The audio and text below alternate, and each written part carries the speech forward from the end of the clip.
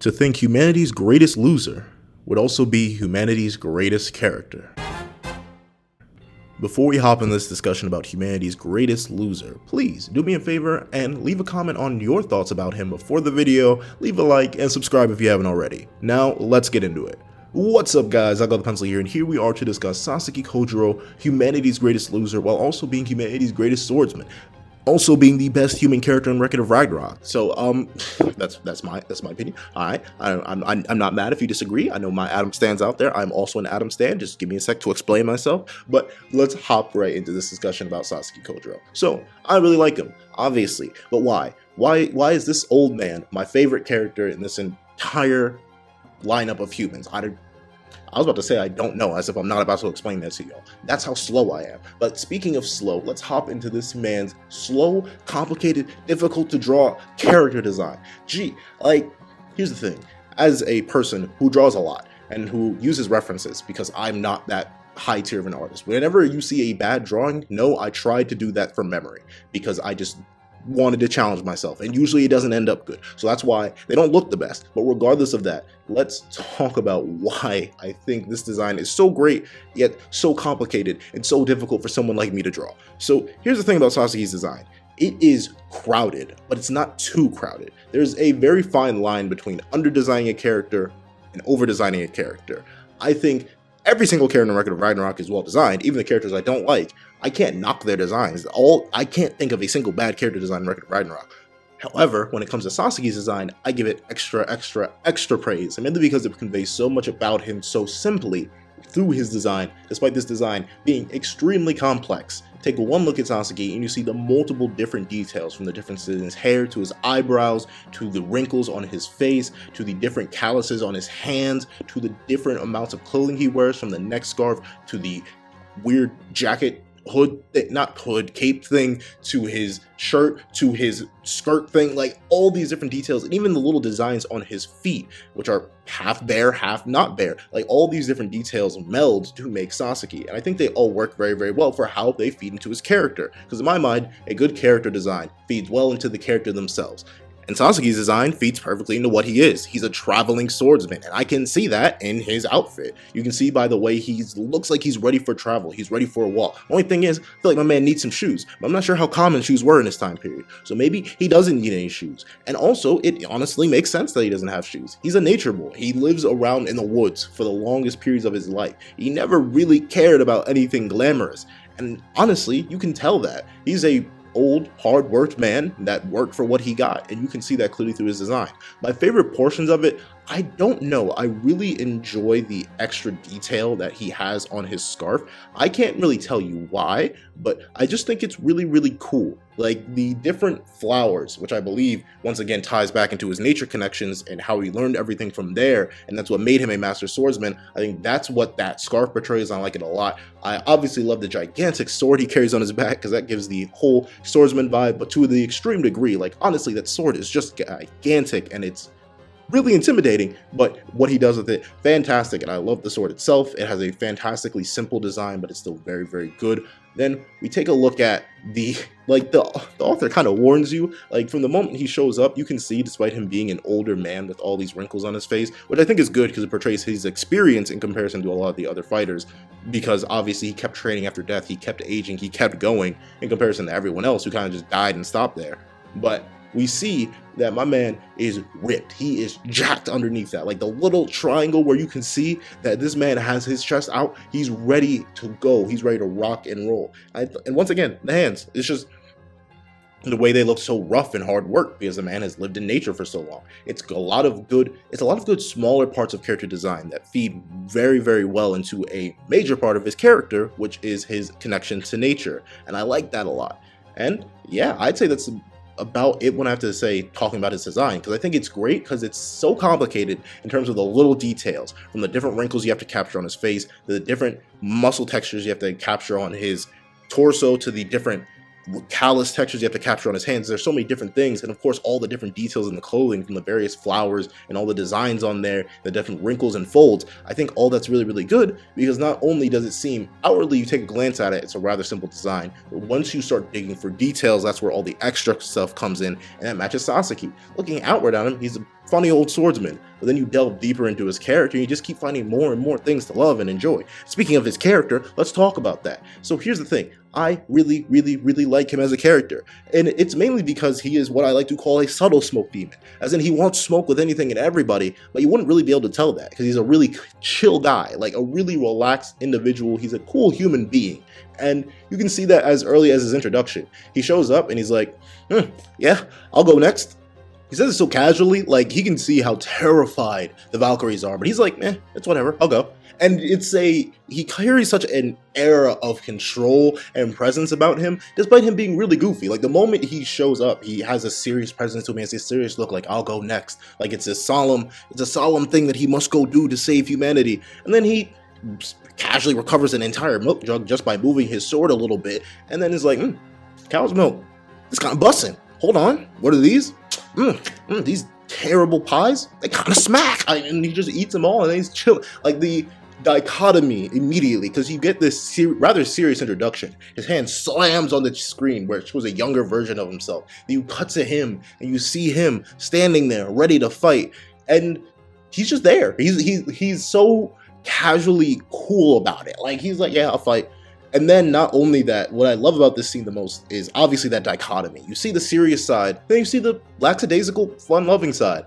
And then when he's questioned about his age, he just reveals that, oh, y'all thought when I died it was over. Nah, B, I'm coming for the crown. And the man has spent the past 400 years training to master hold on. Need to check the Carfax real quick, 1 sec.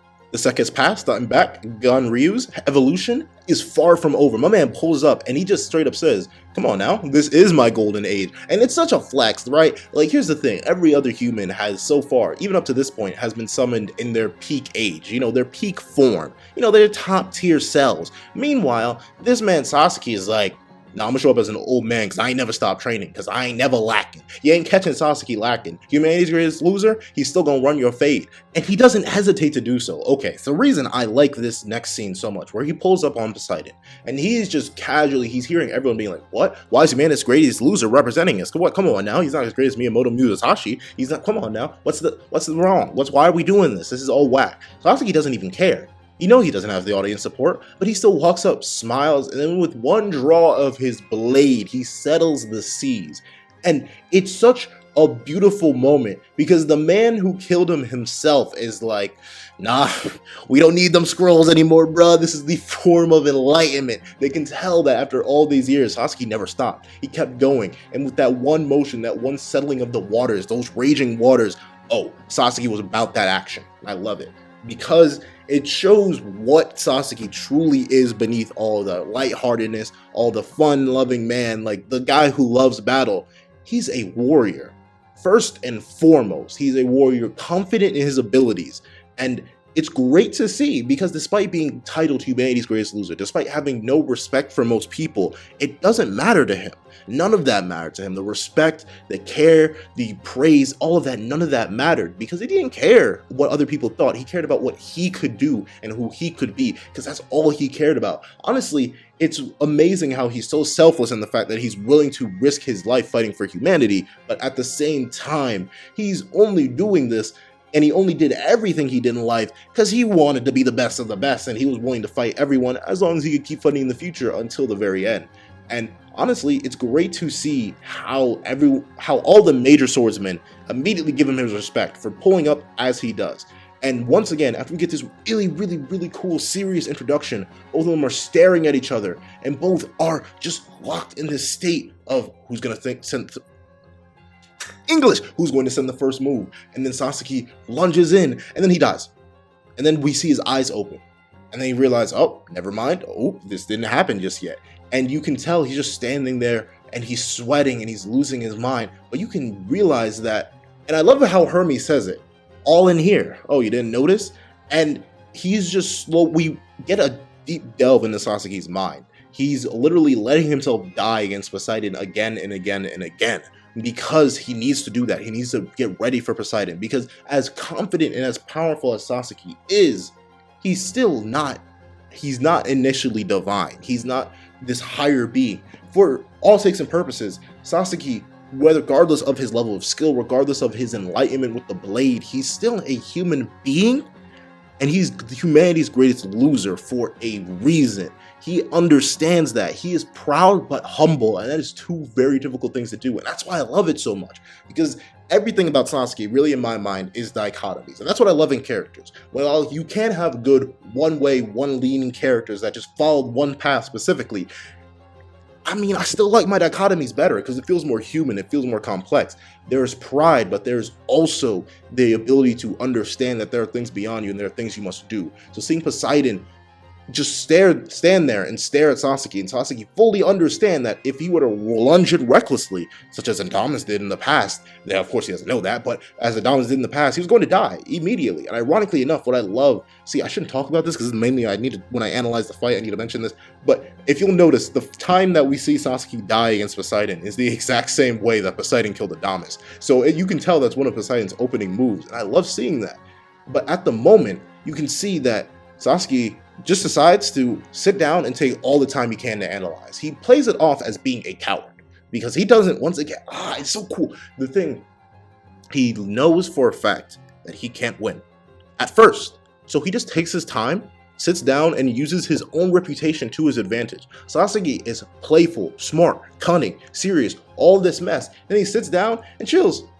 And that's where you get it. That's where the dichotomy kicks in again. You have the serious Sasaki that was standing against Poseidon, that calmed the waves, that displayed his enlightenment. Then you have the Sasaki that sits down and chills. Because it's Sasaki. It's the reason I like Sasaki so much as a character. I won't just go through a beat-by-beat representation of the fight, but the reason I enjoy him so much is because Sasaki fully understands himself. He lives, breathes, and dies by his own whims.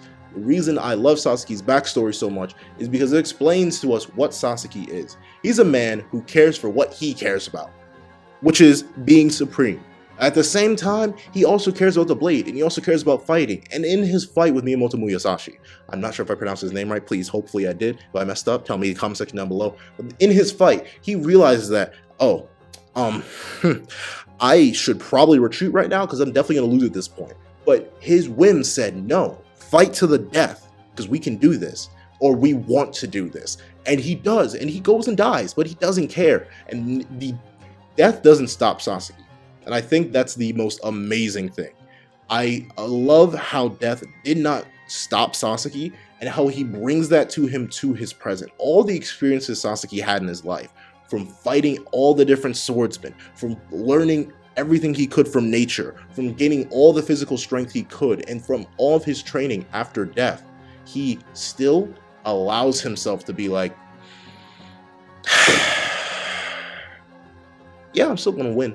It's just gonna be difficult though. Like when he straight up asks Poseidon, please do me the honor of showing me your technique. And then Poseidon's like, boy, do I speak lesser being? And Sasaki just goes, I bet, I guess I gotta pull up. And then he's willing to use, like, honestly, what really is his incomplete read of Poseidon. Because we know that Sasaki didn't have a full scanning of creation just yet. He just scanned Poseidon for what he could, from his gait, from his breathing, from his walk, all that, and his weapon. Sasaki took what pieces he could understand about Poseidon without seeing his technique, and then decided to make something out of it. He made the copy, and he managed to be right. Like, let's talk about that. The evolution of Sasaki through death is something that isn't necessarily mentioned a lot, or at least it's not mentioned in the manga at least. But we see that Sasaki went from having to see someone's technique, at least even a little bit of it, like the way they stand, how they would actually hold their weapon, to just simply looking at Poseidon for long enough to actually read his abilities and just completely get them right. For the most part, the thing about Sasaki versus Poseidon is that Sasaki is completely correct. He understands everything about himself, and that means through his understanding of Poseidon, he can use himself as the tool that his body is to its utmost limits. And it's great. It's great to, off the first strike, he instantly makes Poseidon look him in the eye. The only time Poseidon looks him in the eye is if he actually has a tiny little dribble, dibble, dabble bit of respect for them. And guess what? There's only one person we know that Poseidon has looked in the eye, and that's Sasaki Kojiro. The Sasaki, one way or another, whether Poseidon wants to admit it or not, earned his respect. Poseidon gained that respect for Sasaki because Sasaki did the impossible. Not only did he wield his blade in a way that's never possible before, because of his extreme control of his body and his unreal amounts of strength, all of that, but he also managed to strike the gods immediately. And the reason I love Sasaki so much is because of his constant evolution. That's one of my favorite things that I really talk about. I really want to talk about it more. One of my favorite things in a fighting series at all, if it has any sort of fighting in it, it's when characters evolve mid battle. It's when they learn something about themselves, or learn something about their opponent, or at the best, vice versa, they learn something about everything around them and they start to use it to their advantage, whether that be using the environment, whether that be better reading their opponent, whether that be developing a new technique. That was foreshadowed. Don't just go introducing techniques out of nowhere, you authors. Don't do it. Don't you do it. Please, I beg you, I'll cry. But the thing I love about that is Sasaki grows every single time Poseidon doesn't grow. And what I mean by doesn't grow is that Poseidon technically never gets stronger throughout his fight with Sasaki. Poseidon technically never went all out during his fight with Sasaki. Maybe he went all out speed-wise and strength-wise. However, he did not go all out in terms of his abilities because he was that confident. And Sasaki took advantage of that. He knew everything and he saw everything and he began to read and move and dodge because once he made the copy of Poseidon, it was GG. It was game over.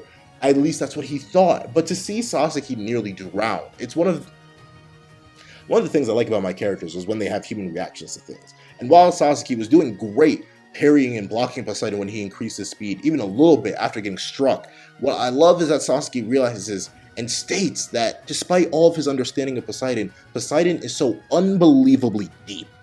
His opponent is something beyond his comprehension to a degree for the moment. But you see Sasaki slowly evolve and adapt. And I love how each evolution feels organic. Like Sasaki's entire start of the fight was essentially him warming up. His primary activation of the 1,000 image defense was something that he did off of so little information. But once he actually started to see Poseidon fight, he evolves because that's what Sasaki does. He's a constant living, breathing organism that adapts to his environment, that adapts to his opponent. And I love how at first he's shocked, he gets hurt, but then he grins and he gets right back up and he's amazed because this is a god. He's impressed. Subtle smoke demon. Once again, Sasaki Kojiro wanted all smoke, except for when he didn't. He would run in a heartbeat because he knew he could beat them in his head. But there are times when Sasaki just couldn't back down, and that was against Miyamoto, that was against Poseidon. And he just brings it up. He's ready. And guess what? The reason I also like Sasaki, he's so confident. He's so confident, he's cocky. He understands that, oh yeah, I'm supreme, and while you, Poseidon, may be better than me, you don't have emotions, do you? Kind of sucks, don't it, bro? That's kind of whack, ain't it? I love how Poseidon, literally has nothing to say.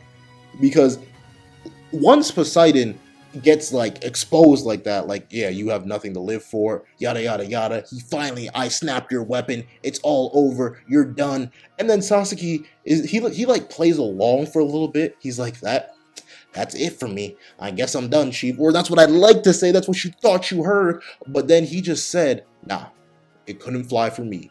Not today. And then we get the quick flashback to Miyamoto versus Sasaki. And what I love so much is that it directly feeds into his final evolution. This final evolution to him reaching all of creation and finally achieving everything he's ever learned and letting all of humanity, all of the humans that wield swords possess him, achieve nirvana through him in that moment. Let everyone achieve enlightenment, because every single person that dedicated their lives to the sword technically did reach a form of enlightenment, just not the right one. The ones that allowed him to surpass the limits of not only humanity but the gods. It was the fact that he broke every single rule. He revolumed up. He gave Poseidon the biggest, most stupid grin that I've ever seen. He mocks him. You've never felt anything like that. The support of other people, the feeling of love to one's opponent in a fight to the death, all these different feelings, all these different emotions. He read Poseidon so gosh darn hard that he was like, you haven't felt anything, have you? Because you're not allowed to feel anything, because you're supposed to be this prim perfect being. Well, sorry, my guy, I'm not a prim perfect being. However, I'm just going to do everything in my power to defeat something like you, something that isn't inherently human. And when he revolumes up, you can tell, fight's done. Fight's done. My man instantly pulls up and he understands everything. The moment that Sasaki grins and he just starts going, blocking, utilizing every single sword style that he can muster, every single one of them, every little bit of it, and that pure raw power behind this moment where Poseidon gets cut up, slapped up, destroyed. It's great. It's great to see. And then what gets me the most about the ending of this fight in particular when it comes to Sasaki as a character is that while he has surpassed not only the limits of humanity but has entered the realm of the gods, he realizes that he still has further to go. But once again, not only does he realize that he's not alone, but he's not just alone because he stole every single one of their techniques, which is amazing. You know, I love technique thieving, and if you don't, I do love technique theft. But then we hear it. We hear the support and screams of humanity that want him to finally win. And that is what allows his final evolution to scanning all of creation and evolving to a point that he would steal the techniques of the gods.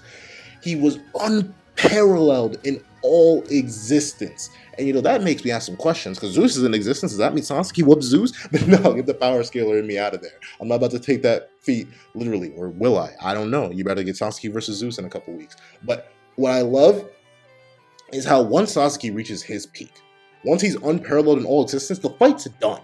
It's literally over. Like Poseidon, he does all this amazing cool stuff where his eyes go dark and he's getting ready to kill Sasaki. Sasaki doesn't hesitate. One slice, arm off. One slice, arm off. Two slices, torso gone. And it's beautiful because once again, you see that Sasaki, like, it's the flip between the serious and the fun side again. Because you can tell this is Sasaki in pure seriousness because he just doesn't say a word. He looks animalistic as he slaughters Poseidon, and it's great. All this, great, fantastic, beautiful. I love it. And once again, he flips back to his normal, fun-loving self because he says, all right, at the end, I guess winning for once feels pretty good, huh? And it's all-around great stuff just for the fight itself. I love Sasaki's consistent character evolution. I love his consistent fighting style evolution. I love every single growth that Sasaki has. But on top of that, not only do I just enjoy that, I also enjoy his aftermath. And that's one of the things that I feel like the author not necessarily messed up, because I know the point, we need to have stakes, but by killing off characters at the end of every single fight, some of them lose the potential to have more interesting interactions. So the reason Sasaki slipped above number one is it's not slipped in above number one, is number one, at least in my mind, is because of his interaction later. So he pulls up against the 7 lucky gods plus Loki, and he sees them, and my man, while being still injured, and probably, I mean, he may still have his Volum. It looked like the sister left him, but maybe she didn't. So fine, he pulls up with his Volum, but he still sees 8 gods after he fought and nearly lost to 1. But him, with his unparalleled in existence self, pulled up and said, hey yo, y'all gods, y'all ain't right. I'm gonna have to jump y'all now. And thing is, he's not the one jumping. He's the one getting jumped. Because even if he and Buddha had teamed up right then and there, that would have been a 4v1. They would have been outnumbered 4-1. But Sasaki didn't care. He didn't hesitate. Because Sasaki, once again, is living by his own whims. He's like, I see someone getting ganged up on. I don't think that's right. I gotta smoke all of you. And he was ready for the smoke. He was so ready. Like, even when the others pulled up, he was like, oh yeah, I'm still definitely injured, but don't worry, I'm good. They patched me up real good. I'm about to win. And that's it. That's it. That's what I love Sasaki as a character for, because he is a serious, deadly warrior. He's also the underdog of all underdogs in the sense that he's the greatest loser that no one really respected until this fight. But he is also one of the most confident, yet humble, realistic, yet unrealistic, insane, amazing characters out there. I love him. He's fantastic. I need more of him. Please Give me a final war between humanity and the god. Revive Poseidon. Please revive Poseidon and let him fight Poseidon again. Please, please, I need it because it's that good. It's that good. Everything about Sasaki. Sasaki doesn't have a bad moment. That's it. He doesn't have a single bad moment. My man does everything perfectly. I can't improve the character. There's nothing I can do. I can't tweak this character in any way, shape, or form. He's that good. He's that good. I don't know what the mangaka did. They struck lightning with this one, and I hope they can strike lightning again with another character because they came close with Adam. They really did, but they killed Adam. So I'm gonna need something more. Jack, I need you to carry the manga a bit more. Please do it for me. But that's really it for my thoughts on Sasaki. I'm hoping that we get to see more of him do more. I was so happy to see him laugh at Buddha's betrayal. Like, when my favorite little section of that entire chapter is seeing Sasaki just busting a gut when he sees Buddha having betrayed the gods for humanity. He's like, oh my lord, he actually did it, the madman. But that's it. I know this video is super long. It's probably way longer than I expected it to be. But regardless of that, please tell me your thoughts on Sasaki. Am I crazy? Do I like this character way too much? Is swordsmanship not that cool? Oh, also, before I just end the video, his ability is really, really cool too. I'm, like, the 1000 damage defense is really, really cool for the sheer adaptability that it has and the fact that it's all in his head.